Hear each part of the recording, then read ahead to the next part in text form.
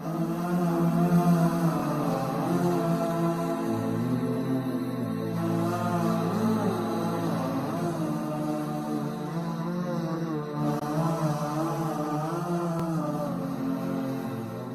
باللہ من الشیطان الرجیم، بسم اللہ الرحمن الرحیم۔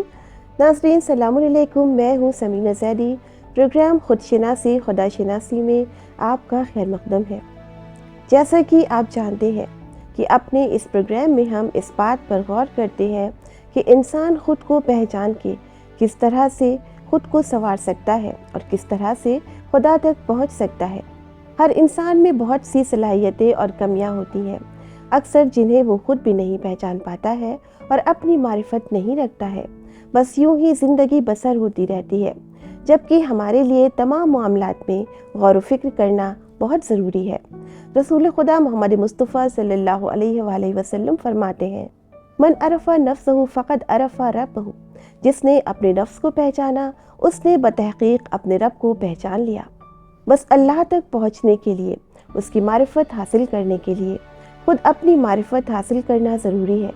ہمیں چاہیے کہ خود کو پہچانیں، اپنی ذات، اپنے اعمال پر نظر رکھیں۔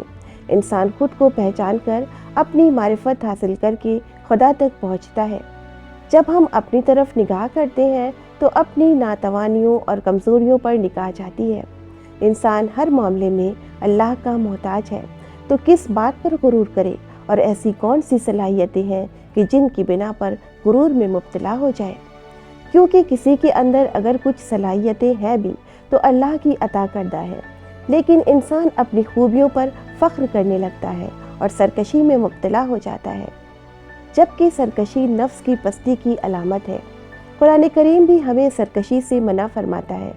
ہمیں چاہیے کہ سرکشی اختیار نہ کریں اور نفسانی خواہشات پر قابو رکھیں، جیسا کہ سورہ نازعات میں ملتا ہے، پھر جس نے سرکشی کی ہے اور زندگانی دنیا کو اختیار کیا ہے، جہنم اس کا ٹھکانہ ہوگا۔ اور جس نے رب کی بارگاہ میں حاضری کا خوف پیدا کیا ہے اور اپنے نفس کو خواہشات سے روکا ہے، تو جنت اس کا ٹھکانہ اور مرکز ہے۔ ناظرین، نفس انسان کا بڑا دشمن ہے۔ ہم اس کی جتنی بھی خواہشوں کو پورا کرتے ہیں، خواہشیں اور امیدیں بڑھتی ہی جاتی ہیں۔ جب تک کہ نفس کو رام نہ کر لیا جائے تو بس اپنے نفس پر کنٹرول کر لینا ہی اصل کامیابی ہے۔ اس طرح سے انسان خود پسندی سے بھی بچتا ہے۔ جب نفس انسانی خواہشات کا غلام ہو جاتا ہے اور سرکشی پر آمادہ ہو جاتا ہے تو بس یہی خودخواہی ہے۔ خودخواہ انسان اپنے ہی محور پر کام کرتا رہتا ہے۔ اس کی ساری کوششیں اور سارے کام صرف اپنے لیے ہی ہوتے ہیں۔ صبح سے شام تک وہ صرف اپنے لیے ہی کام کرتا ہے، اپنے کھانے پینے، پہننے اور رہنے کی فکر میں مشغول رہتا ہے۔ مشکل تو اس وقت ہوتی ہے کہ جب انسان دنیا میں ہر بات سے بے خبر ہو کر صرف خود ہی میں مشغول ہو جائے، کسی کی کوئی فکر نہ کرے، دوسروں کے درد، پریشانی اور تکلیف کو محسوس نہ کرے، اور اس کی تمام تر کوششیں صرف اپنے لیے ہی باقی رہ جائیں۔ جب انسان خود پسند ہو جاتا ہے تو خود کو دوسروں سے بہتر سمجھنے لگتا ہے۔ افسوس کا مقام تو یہ ہے کہ خود پسند انسان پر ایک ایسا وقت آتا ہے کہ جب وہ صرف اس لیے کماتا ہے کہ جمع کرے، اور بس جمع کرتا رہتا ہے، اور یہاں تک کہ جمع کرنے کی کوئی حد نہیں ہوتی۔ کبھی یہ خواہش بھی ہو کہ کسی کو کچھ عطا کرے تو بخل کا شکار ہو جاتا ہے۔ بس دل میں مال و دولت جمع کرنے کی دھن سی سمائی رہتی ہے، اور دوسروں کی ضرورتوں سے بے نیاز ہو جاتا ہے، خود کو دوسروں پر مقدم رکھتا ہے۔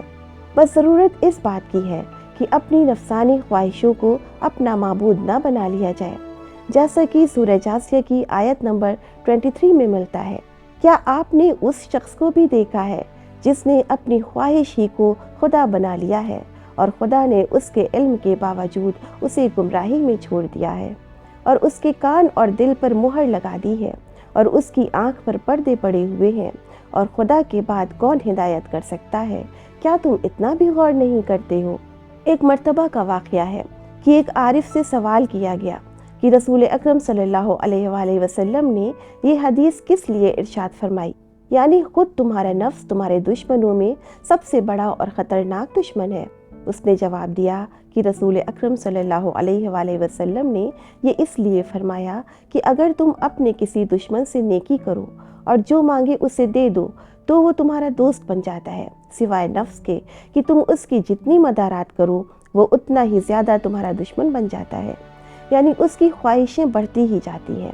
عرفہ نفس کو ایک دشمن کی طرح جانتے ہیں کہ جتنے ہی اس کی بات مانتے جاؤ گے، اس کی پیروی کرتے رہو، اتنا ہی یہ خود پرستی کی طرف لے جاتا ہے۔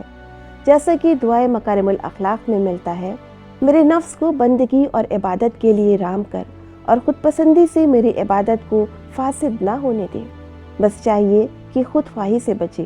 خود خواہی اور خود پسندی کی فطرت انسانی نفس کو بلندی پر پہنچنے سے روکتی ہے۔ اللہ کی معرفت حاصل کرے اور اپنی کمیوں کو پہچانے کہ ہمارے اندر جو بھی خوبیاں ہیں سب عطائے الہی ہیں۔ اس کے لیے خدا کا شکر ادا کرے، سرکشی سے بچے اور اپنے اندر جس اخلاقی کمی کو محسوس کرے اسے دور کرنے کی کوشش کرے۔ خود پسندی اور خود شناسی میں بڑا فرق ہے، ضروری ہے کہ اس فرق کو پہچانیں۔ خود شناسی کی منزلوں کو طے کرنے کی کوشش کرتے رہیں، معرفت الہی حاصل کریں۔ اسی کے ساتھ ہمارے پروگرام کا وقت اب ختم ہوتا ہے، اجازت دیجیے، انشاءاللہ پھر ملیں گے، دعاؤں میں یاد رکھیے گا، تب تک کے لیے خدا حافظ۔